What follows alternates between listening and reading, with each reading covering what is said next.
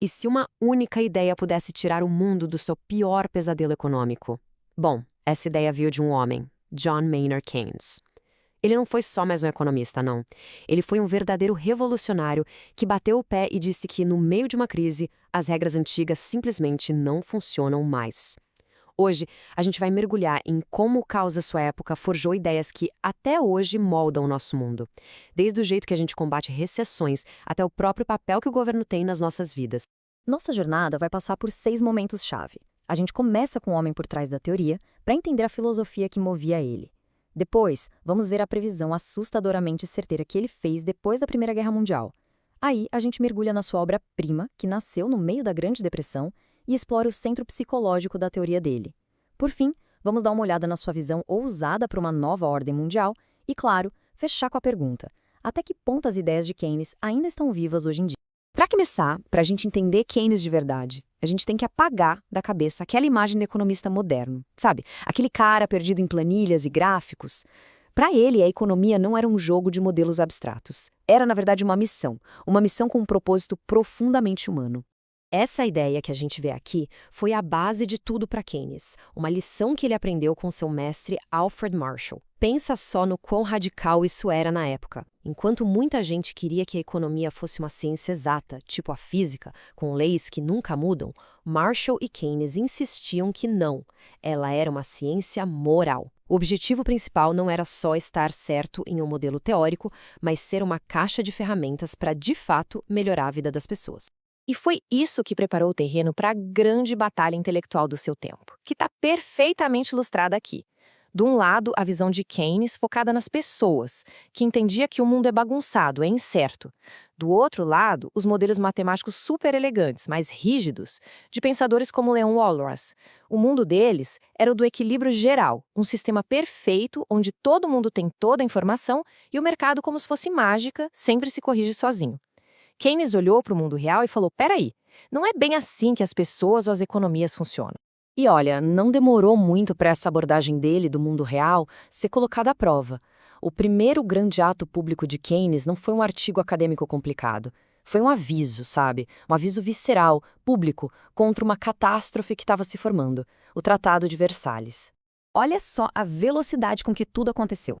Em 1919, Keynes está lá, dentro dos corredores do poder em Paris, como uma peça importante da delegação britânica. Mas o que ele vê não é um plano para uma paz que dure. Ele vê uma receita para o desastre movida à vingança. Ele ficou tão horrorizado que pediu demissão em protesto e escreveu o livro dele na mesma hora. E poucos anos depois, as previsões mais sombrias dele sobre o colapso da Alemanha começaram a virar realidade. E qual era o argumento explosivo dele? Era uma lógica devastadora de tão simples que ele chamou de problema da transferência. Ele disse que as reparações absurdas que estavam exigindo da Alemanha não eram só cruéis, eram fisicamente impossíveis de pagar. E não por falta de vontade, mas por causa de barreiras econômicas básicas que todo mundo estava ignorando. Ele dividiu o problema em 2 barreiras que não dava para pular. Primeiro, o fardo interno. O governo alemão teria que cobrar tantos impostos do seu próprio povo que levaria o país à ruína só para juntar o dinheiro. Mas a segunda parte era o golpe fatal, o fardo externo. Mesmo que a Alemanha conseguisse produzir montanhas de produtos, como ela ia transferir essa riqueza? Ela precisava vender tudo isso para outros países para conseguir moedas fortes. Só que o mercado mundial não tinha a menor condição nem vontade de absorver uma enxurrada de produtos alemães. Era um beco sem saída, simples assim. O ponto central aqui é que Keynes viu que tentar humilhar e destruir economicamente a Alemanha derrotada não ia trazer paz. Pelo contrário, ia criar um ciclo vicioso de crise. Ele percebeu que a teimosia dos políticos em punir o inimigo estava, na verdade, plantando as sementes de um desastre ainda maior para o continente inteiro. Uma previsão que, infelizmente, se provou terrivelmente precisa. A crise que Keynes previu não só chegou, como veio com uma força que quebrou a economia global. A Grande Depressão dos anos 30 virou o palco da sua obra-prima, a Teoria Geral. Foi um ataque intelectual direto a uma catástrofe que a economia clássica era totalmente incapaz de explicar.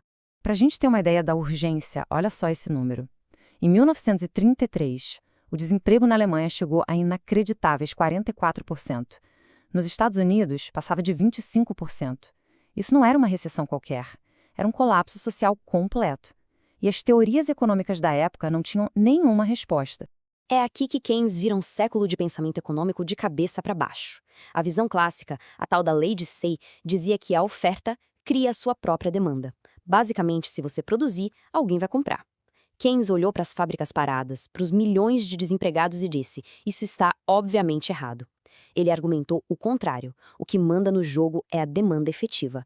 O nível de emprego não depende do quanto a gente consegue produzir, mas sim do quanto as pessoas e as empresas estão de fato dispostas e aptas a gastar.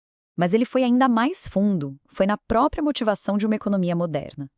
Ele argumentou que o nosso sistema não é uma simples troca onde a gente faz coisas para usar. O objetivo real, o motor de tudo, é começar com dinheiro, usar esse dinheiro para produzir algo e terminar com mais dinheiro. Quando a chance de terminar com mais dinheiro some, o motor inteiro para. Esse foco na acumulação de dinheiro é a chave para entender as crises. E essa ênfase no dinheiro nos leva direto para o coração da análise de Keynes sobre as crises. A psicologia da incerteza e o papel único que o dinheiro tem nas nossas decisões. Então vamos tentar entrar nessa mentalidade. A gente está no meio da Grande Depressão. O futuro é uma tela em branco, e uma tela bem assustadora. Se alguém é dono de uma empresa, será que vai arriscar tudo para construir uma fábrica nova? Se é uma família, vai gastar as economias? Ou será que a lógica manda fazer uma coisa completamente diferente? A resposta de Keynes está nesse conceito, a preferência pela liquidez.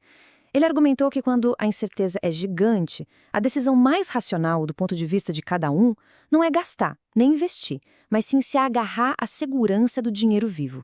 O dinheiro vira um porto seguro, um escudo contra um futuro que ninguém sabe qual vai ser. E isso cria aquela espiral perigosa que a gente vê aqui. Tudo começa com o aumento da incerteza. Com medo do futuro, empresas e pessoas decidem racionalmente parar de gastar e investir. Isso leva todo mundo a correr para o dinheiro, como a gente acabou de falar. Todo mundo guarda. Só que quando o gasto para, a economia encolhe, empregos desaparecem e a crise se torna real, confirmando o medo que todo mundo tinha no começo. É uma profecia que se realiza sozinha, onde as escolhas racionais de cada um criam um desastre para todo mundo. É por isso que Keynes acreditava que o sistema podia ficar travado, sem conseguir se consertar sozinho. Bom, depois de diagnosticar o problema, Keynes não ficou só na teoria. Depois de uma Segunda Guerra Mundial, na Conferência de Bretton Woods, ele tentou criar um sistema financeiro global inteiramente novo, um que impedisse que os erros de Versalhes e o caos da depressão acontecessem de novo. E aqui, duas visões de mundo completamente diferentes bateram de frente. Keynes, à esquerda, propôs um plano realmente revolucionário.